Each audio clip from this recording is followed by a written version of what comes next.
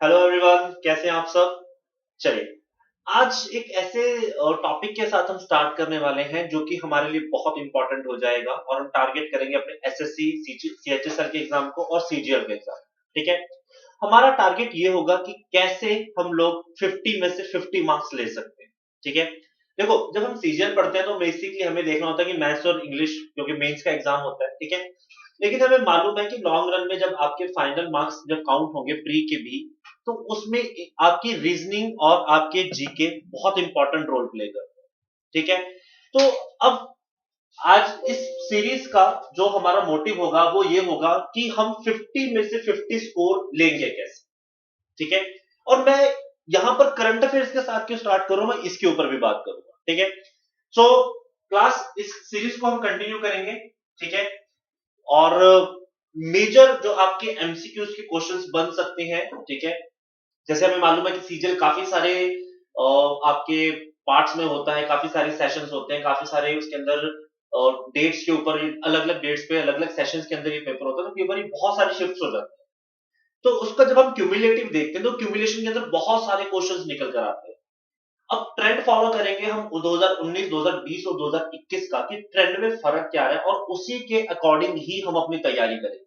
ठीक है, एंड हम टारगेट, फिर से बोल रहा हूं मैं क्लास, हम लोग टारगेट क्या लेकर चलेंगे कि हम लोग आपके एसएससी में जीके के पोर्शन में 50 में से 50 मार्क्स कैसे ले सकते हैं, how this will gonna help us in the final marks counting. जब फाइनल मार्क्स काउंटिंग हो तो हमें उसका बेनिफिट कैसे मिलेगा। ऐसा नहीं सिर्फ मैथ्स इंग्लिश को हमने प्री में 50 में से 50 लिए, 100 लिए, 10-15 इंग्लिश, 10-15 जीके के 130-40 नंबर बने, कट ऑफ क्लियर होगी, नहीं, हम एक्स्ट्रा मार्क्स लेके चलेंगे ताकि जब फाइनल मेरिट लिस्ट निकले तो हम टॉप पे रहे। ऐसा ना हो कि वहां पे मेरिट लिस्ट में मार्क खा जाए। तो एग्जाम क्लियर करना है इतने फ्लाइंग कलर्स के साथ कि कोई रोक ना पाए। ठीक है, अब अगेन मैं अपनी बात पर आता हूं कि हम लोग एमसीक्यूज जो करने लगे हैं उसमें हम करंट अफेयर को क्यों टारगेट कर रहे हैं क्लास। ठीक है, रीजन ये हो रहा है क्लास, क्योंकि अगर हम 2019, 2020, 2021 का ट्रेंड फॉलो करते हैं क्लास, तो नॉर्मली जो चल रहा है वो ये है कि हिस्ट्री में से आपके पास एक या दो क्वेश्चन देखने को मिल रहे हैं क्लास आपको। ठीक है, हम पॉलिटी को देख रहे हैं तो भी एक से दो क्वेश्चन ही मिल रहे हैं, साइंस को देख रहे हैं तो ऑन एन एवरेज 3 से 4 क्वेश्चन मिल रहे हैं।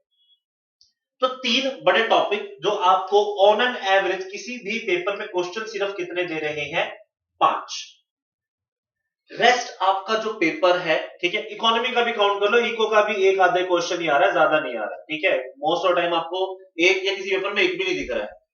अब ऑन एन एवरेज 5 या 6 क्वेश्चन आपके पास इसके अंदर बन रहे हैं, है ना। तो क्या बेनिफिट है, इतना सारी हिस्ट्री पढ़नी है, ज्योग्राफी पढ़नी है, सॉरी हिस्ट्री पढ़नी है, पॉलिटी पढ़नी है, इकोनॉमी भी करना है, साइंस भी पढ़नी है, किसके लिए, सिर्फ 5-6 क्वेश्चन के लिए। ये आप नॉर्मली भी कर जाओ। गेम चेंजर आपके पास पिछले 3 साल में क्या चल रहा है, आपका करंट अफेयर बहुत इंपॉर्टेंट हो रहा है। आपके पास एवरेजली 18 से 20 क्वेश्चन दो ही टॉपिक से आ रहे हैं, एक करंट अफेयर, दूसरा है आपका जियोग्राफी।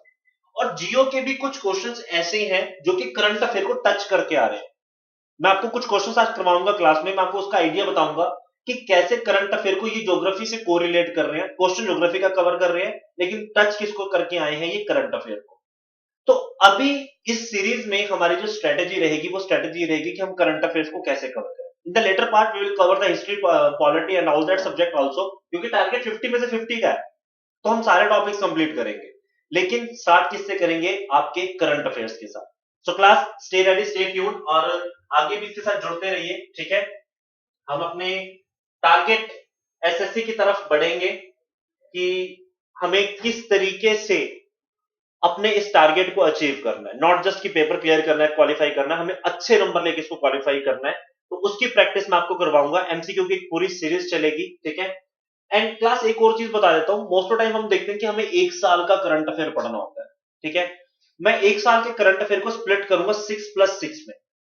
मैं ज्यादा फोकस रखूंगा नवंबर 2021 के बाद के जो करंट अफेयर्स है, उससे पहले के करंट अफेयर को समअप कर लेंगे एक वीडियो के अंदर, ताकि आपको ज्यादा दिक्कत ना आए, ऐसा ना हो कि पीछे का छोड़ दे, उसको कवर करेंगे।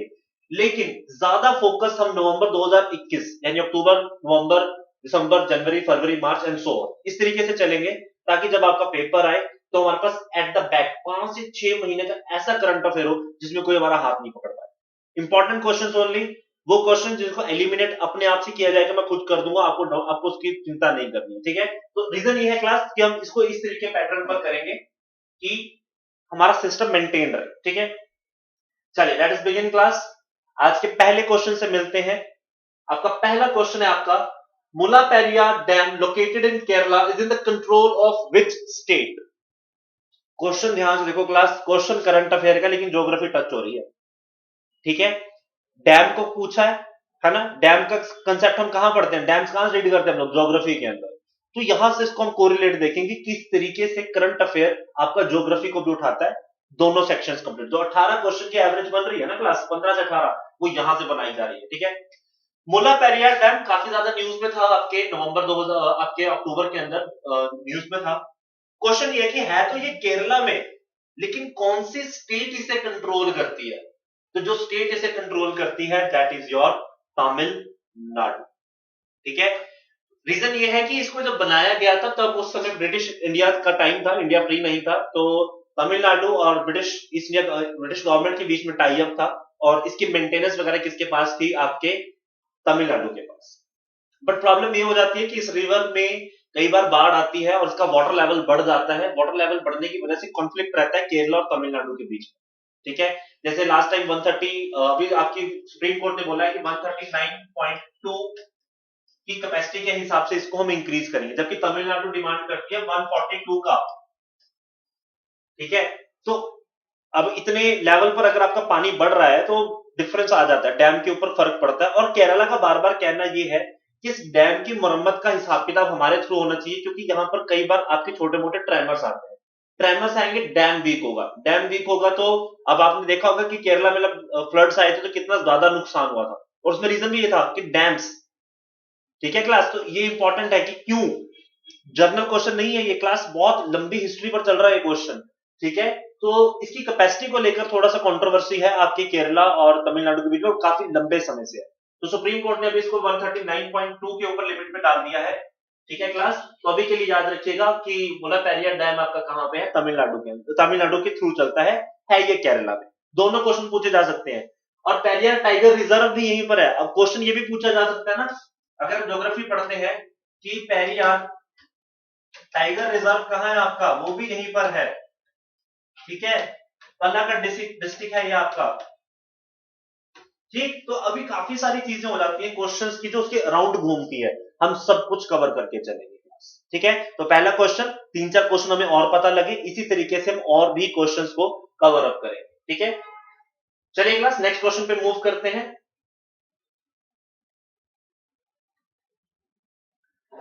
Operation Red Rose is an anti-illicit liquor campaign began implemented in which state? Red Rose operation illegal liquor के खिलाफ कैंपेनिंग जो हुई थी वो कौन सी स्टेट में हुई थी?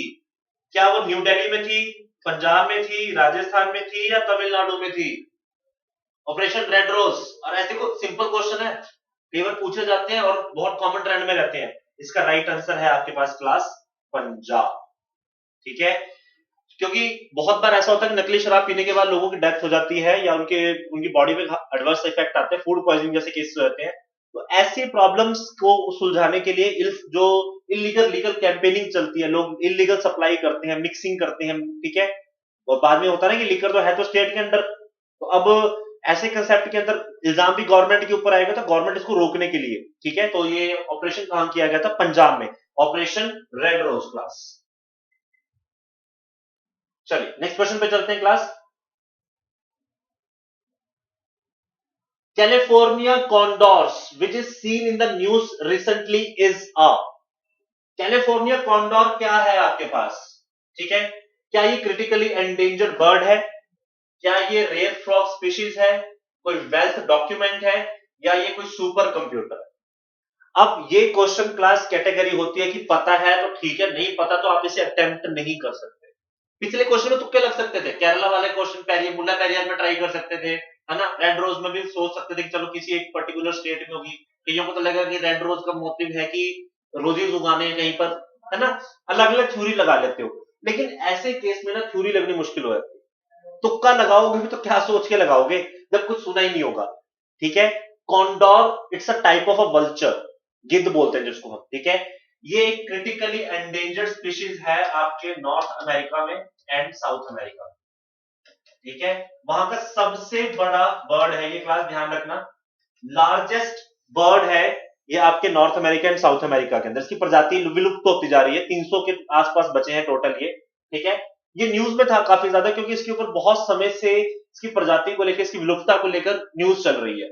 तो क्वेश्चन सिंपल है क्लास। अब देखो, ये क्वेश्चन अब सिर्फ करंट अफेयर का नहीं रह गया क्लास, ये क्वेश्चन आपका साइंस का भी हो गया। अब मुझे क्वेश्चन कवर करना है एज एन एग्जामिनर, अगर मुझे थोड़ा सा स्मार्ट वर्क करना है तो मैं वो टॉपिक ढूंढूंगा जिसमें मेरे एक पंच पे दो काज हो रहे हो। सिर्फ ये नहीं कि मेरे को अच्छा करंट अफेयर कवर करना है जिसका कोई लेना देना ही ना बचे किसी और सब्जेक्ट से।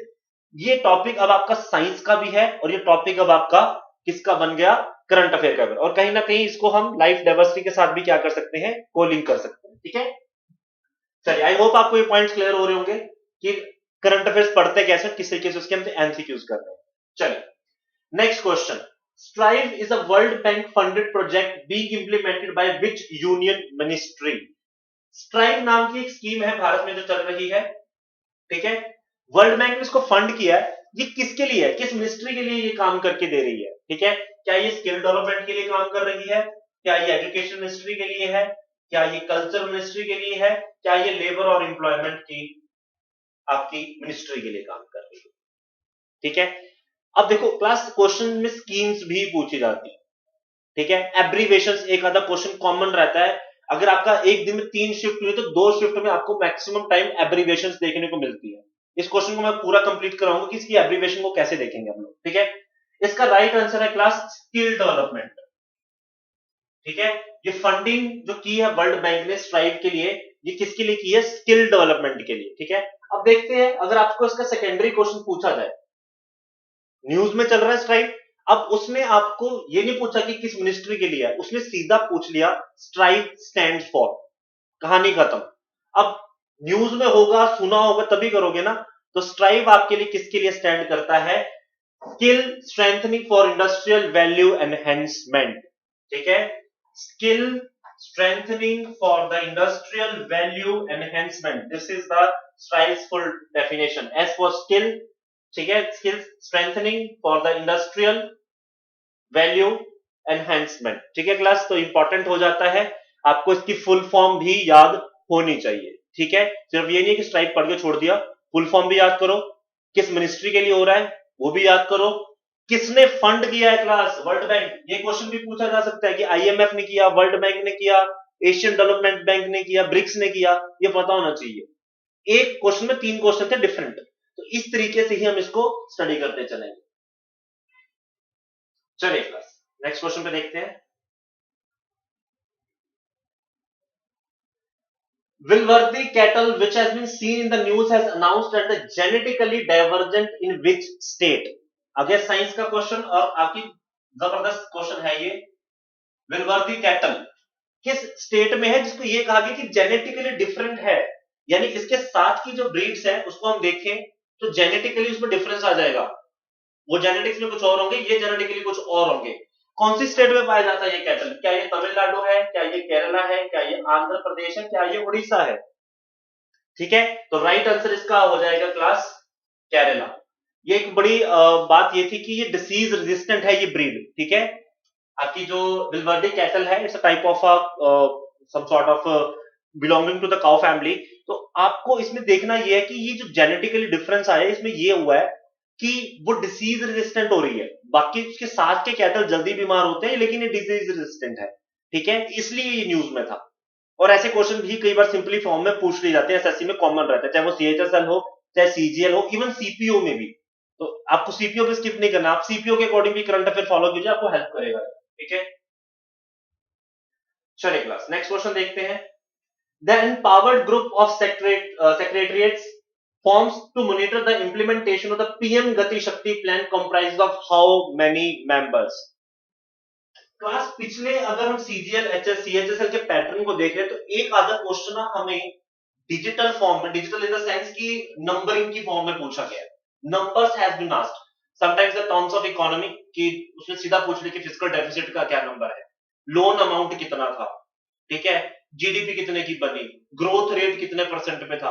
तो नंबरिंग की और डिजिटल फॉर्म में क्वेश्चंस, इसीलिए इस क्वेश्चन को मैंने यहां पर उठाया है कि पीएम गति शक्ति के लिए जो ग्रुप ऑफ सेक्रेटरीज बनाया गया है उसमें कितने मेंबर्स रखे गए हैं, ठीक है, क्या वो 5 है, क्या वो 7 है, क्या वो 20 है, क्या वो 25 है।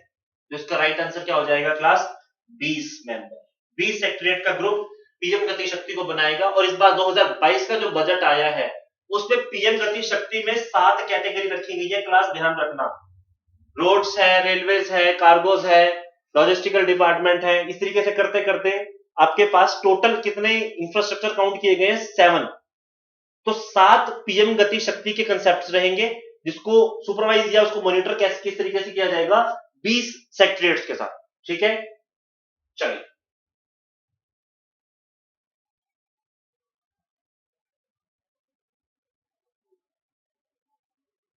नेक्स्ट क्वेश्चन, बेस्तु वर्ष is the new year celebrated in which state.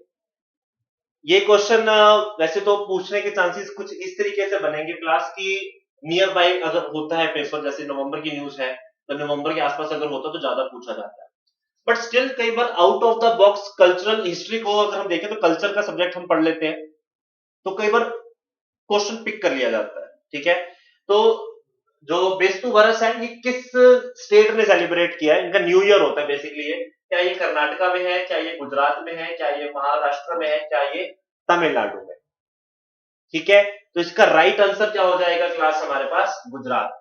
ये क्लास दिवाली के 4 दिन के बाद होता है, रोशनी के त्योहार पर ही देखा जाता है इसको, कि जब रोशनी जगमग करती है तो नया वर्ष शुरू होता है, ठीक है। तो वहां पर काफी सारे जो रिलीजन है, जैन रिलीजन में काफी फेमस है ये चीज उनके पॉइंट ऑफ व्यू से। तो हमें ये देखना है कि इस तरीके की न्यूज भी कई बार इंटरेस्टिंग हो जाती है और कल्चरल पॉइंट ऑफ व्यू से ये क्वेश्चन भी हमें एग्जाम में पूछ लिया जाता है, ठीक है क्लास। तो बेस्तु वरस that is in the Gujarat, new year है उनका। चलिए next, Garuda Chatti bridge, Garuda Chatti bridge which is recently inaugurated is located in which Indian state। Garud Chatti bridge कौन सी स्टेट में क्लास, ये बड़े न्यूज में रहा है पहले, क्या ये उत्तर प्रदेश में है, उत्तराखंड में है, मध्य प्रदेश में है, या ये तमिलनाडु में है, गरुड़ छठी ब्रिज। तो इसका राइट आंसर हो जाएगा क्लास उत्तराखंड, उत्तराखंड में है ये। और गरुड़ छठी ब्रिज अगर आप ध्यान रखो तो ये वाटरफॉल भी है। पेपर बनाने वाले ने आपको न्यूज को थोड़ा सा बाइफरकेट कर दिया, उसने आपको ये नहीं पूछा कि पुल कहां बन रहा है, ठीक है, वो आपको ये पूछ लेगा कि गरुड़ छठी वाटरफॉल कहां है। आप सोचोगे कि यार out of the box suddenly क्यों पूछा, दुनिया में इतने सारे वाटरफॉल है, इंडिया में इतने वाटरफॉल है, ठीक है, मेन में तो पूछे नहीं है, सड़ा सा पूछ लिया। इसलिए पूछा गया है क्योंकि यहां पर अब आपका ब्रिज बनने जा रहा है, ठीक है। जो आपने देखा होगा कि आपकी चार धाम यात्रा का जो प्रोजेक्ट नरेंद्र मोदी जी ने लास्ट ईयर इनोग्रेट किया था, उसके लिए ये बहुत इंपॉर्टेंट है क्योंकि ये केदारनाथ को आगे कनेक्ट करता है, नीलकंठ के पास है, ठीक है, उस रूट पर इसको कनेक्ट किया जाएगा, तो ये प्रोजेक्ट का हिस्सा रहेगा क्लास, ठीक है। तो इसलिए इंपॉर्टेंट है क्लास, ध्यान रखना, कई बार ऐसे क्वेश्चंस इस पॉइंट ऑफ व्यू से भी पूछ लिए जाते हैं, ठीक है। ये उत्तराखंड में आपका गरुड़ छठी ब्रिज। चलिए नेक्स्ट क्वेश्चन पे चलते हैं class, Which country has recently passed a historic 1 trillion infrastructure bill? Class ये क्वेश्चन लिख लो, ये क्वेश्चन इकोनॉमी के प्रोस्पेक्ट में सीजीएल की किसी ना किसी शिफ्ट में 110% मिलेगा, इंपॉर्टेंट है। पहली बार हुआ इतिहास के अंदर कि किसी देश ने 1 ट्रिलियन का इंफ्रास्ट्रक्चर बिल बनाया हो, कई कंट्रीज की इकोनॉमी भी नहीं होती इतनी, ठीक है, लेकिन इन्होंने बिल बना दिया कि इतना हम इंफ्रास्ट्रक्चर में इन्वेस्ट करेंगे। क्या ये चाइना है, क्या ये यूएस है, क्या ये ऑस्ट्रेलिया है, क्या ये इटली। अब ध्यान से सुनना क्लास, अब यहां पर ना आपकी बुद्धि काम करती है, ठीक है। आई नो कि मैक्सिमम लोगों को लगेगा कि चलो यूएसए है, आंसर भी यूएसए ही है क्लास, चलो मैं बता देता हूं इसका आंसर यूएसए ही है, ठीक है। बट अगर आप थोड़ा सा बुद्धि का इस्तेमाल करोगे तो यूएसए की जो इकोनॉमी है नियरली 21 ट्रिलियन की है क्लास, ठीक है, और चाइना की रफली 16 ट्रिलियन के आसपास आ जाती है। तो बनाने को तो चाइना भी बना सकती है ना, ऐसा तो नहीं है कि चाइना नहीं बना सकती, लेकिन यहां पर आप ऑप्शन एलिमिनेट कर सकते हो। ऑस्ट्रेलिया तो टॉप 10 की गिनती में भी नहीं आता क्लास, और इटली की जो इकोनॉमी है वो भी 1.86 ट्रिलियन के आसपास है, इसकी तो इंडिया से भी कम है।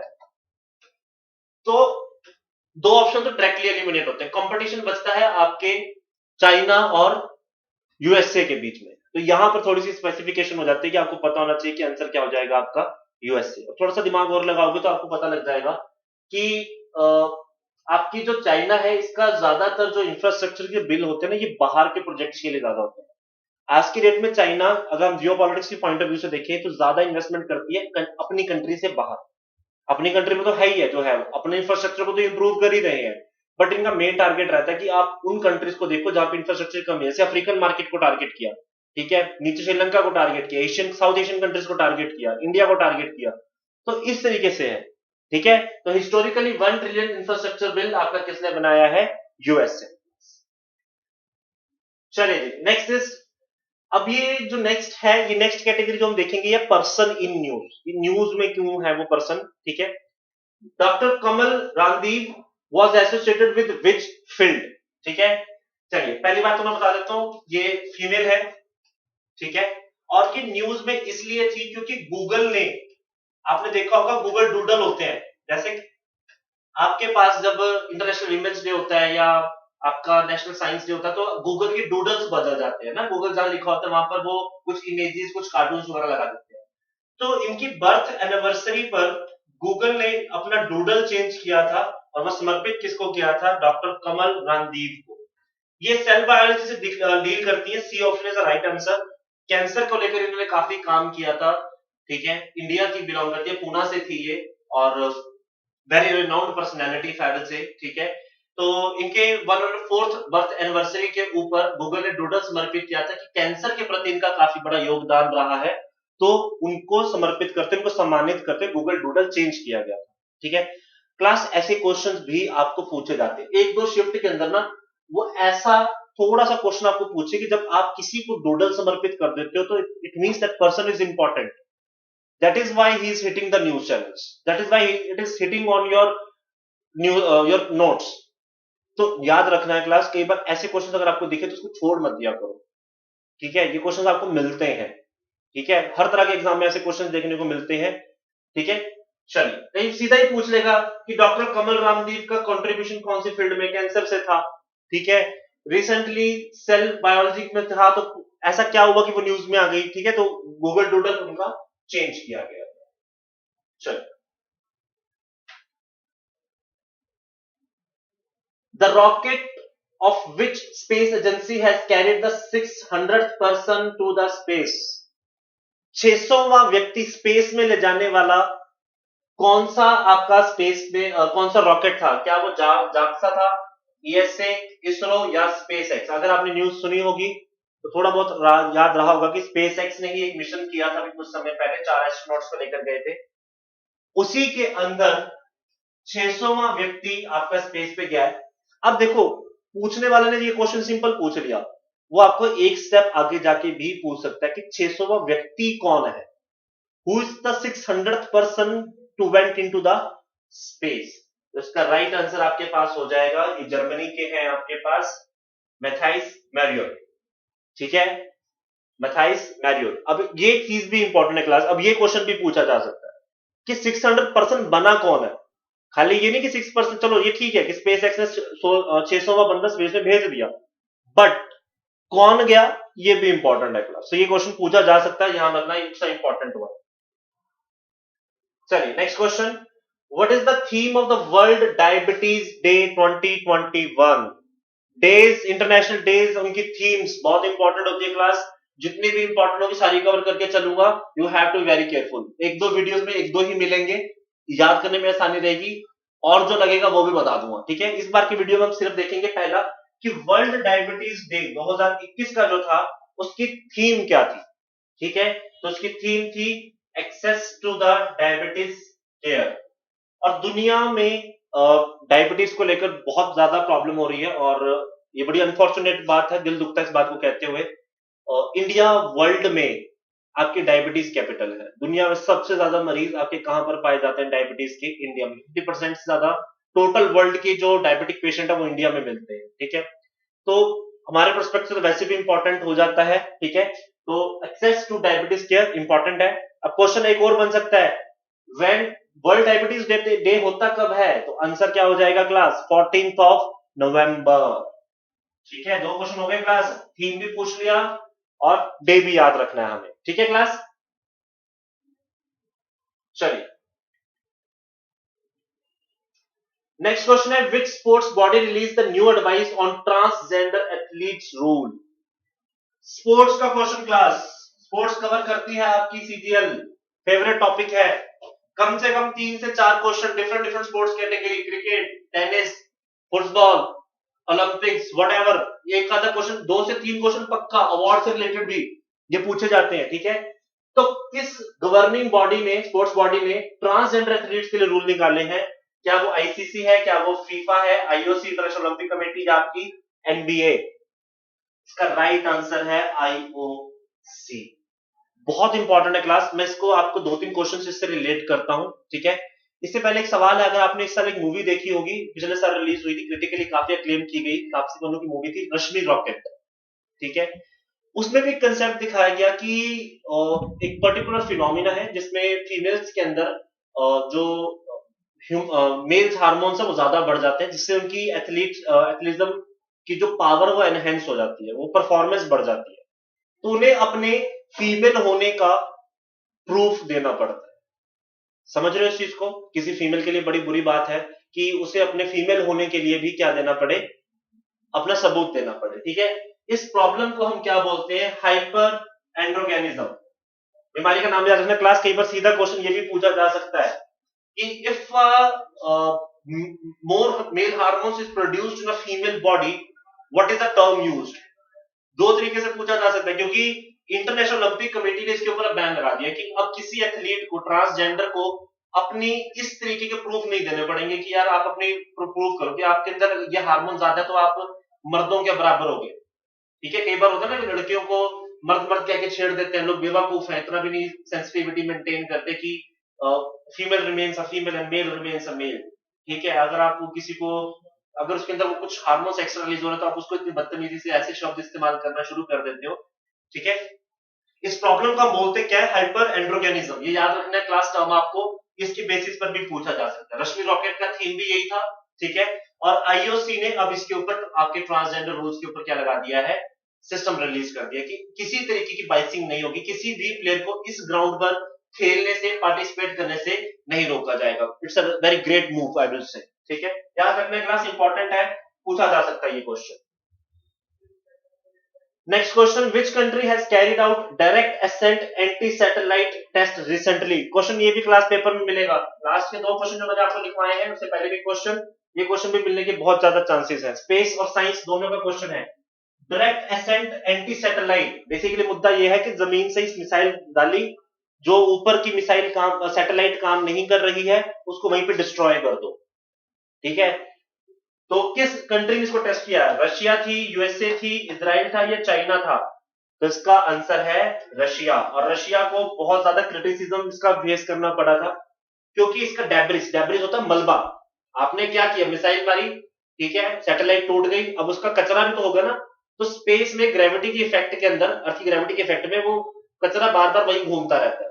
तो नेक्स्ट टाइम जब सैटेलाइट लॉन्च करते हो तो खतरा रहता है कि वो मलबा अगर सैटेलाइट से टकरा गया तो इतना पैसा जो होगा वो जीरो हो जाएगा। तो वो जीरो ना हो, इसलिए इस कचरे को सिस्टमेटिकली कैसे खत्म करना है इसके ऊपर बात चल रही है। क्लास इसमें क्वेश्चन और पूछा जा सकता है कि किस सैटेलाइट को खत्म किया इन्होंने? कॉस्मोस 1408। क्लास याद रखना, सीजीएल ऐसे क्वेश्चन में बहुत इंटरेस्टेड रहती है, तो आपको ये भी याद रखना है कि Cosmos 1408 is the right answer, जिसको इन्होंने direct ascent satellite, anti satellite के थ्रू क्या किया है, उसको डी असेट का नाम दिया गया क्लास, ठीक है। शॉर्ट फॉर्म है डी असेट। तो इसको इन्होंने यहां से डिस्ट्रॉय किया है, तो you should remember this point as well, ठीक है। किसने किया? रशिया ने। ये पहला टेस्ट था, ठीक है। और कॉस्मोस 1408 को किया है, और क्रिटिसिज्म इसलिए हो क्योंकि उस सैटेलाइट का मलबा अभी भी अर्थ के अराउंड घूम रहा है। चलिए क्लास नेक्स्ट क्वेश्चन देखते हैं। और ये हमारा आज का लास्ट क्वेश्चन भी होगा, संडे ब्रंच क्वेश्चन है, बड़ा मजेदार सिंपल स्पोर्ट्स का क्वेश्चन है। Which Indian cricketer has been appointed as the chairman of the ICC Men's Cricket Committee 2021?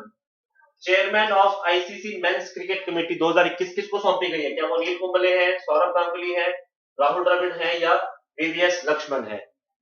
तो इसका राइट आंसर हो जाएगा जो अभी प्रेजेंटली आपके बीसीसीआई के हेड है, दैट इज सौरव गांगुली, जिन्हें 2021 के अंदर चेयरमैन बनाया गया था आईसीसी मेंस क्रिकेट कमेटी 2021 का। ठीक है, ये संडे ब्रंच क्वेश्चन है क्लास की, बच्चा पेपर देने आया है तो उसको सिंपल सोबर सा क्वेश्चन डाल दिया। ठीक है, तो इसको करने का सबसे आसान तरीका देखो यही है बच्चे। राउंड रॉबिन इंडिया के कोच बन चुके हैं, ऑप्शन एलिमिनेट हो गया। वीवीएस लक्ष्मण एनसीए के हेड है, नेशनल क्रिकेट एकेडमी के हेड है, इसलिए हो गया। Anil Kumble is also the part of that. बचे कौन? सिर्फ सौरव गांगुली। और नॉर्मली आईसीसी का चेयरमैन हमेशा वही होता है जो किसी पर्टिकुलर कंट्री के बोर्ड का चेयरमैन, जैसे पीसीबी का चेयरमैन, बांग्लादेश का chairman, Australian chairman, Indian chairman, वही बनते हैं। ठीक है, तो याद रखना, ये आसान हो जाएगा आपको याद रखना। आंसर क्या होगा? सौरव गांगुली। सो क्लास, जिस तरीके से आज हमने एमसीक्यूज किए, डिफरेंट डिफरेंट टॉपिक्स को कवर अप किया, हमने साइंस को उठाया, ज्योग्राफी को भी देखा, ठीक है, स्पोर्ट्स को भी कवर किया, स्पेस को कवर किया, इसी तरीके से हम आगे के भी एमसीक्यूज करेंगे। ठीक है, so class, for any information you can connect us to the YouTube, Telegram and Instagram channel. आपको यहाँ पर बाकी सारे एग्जाम्स की भी अपडेट मिलती रहेगी और हमारे वीडियोस अपडेट आपको मिलते रहेंगे। So get connect with us, this will motivate us to do better for you people. ठीक है, आपके लिए हम और बेहतर कर सके, सीएचएसएल के आपके टारगेट कंप्लीट कर सके, हमारा 50 में से 50 का टारगेट पूरा हो, प्लस हमारी सिलेक्शन का टारगेट भी पूरा हो। ठीक है, तो इसी के साथ आपसे अलविदा लेते हैं। आप जुड़े रहिए हमारे साथ। Till then take care of yourself, stay safe and God bless you. Bye bye, take care.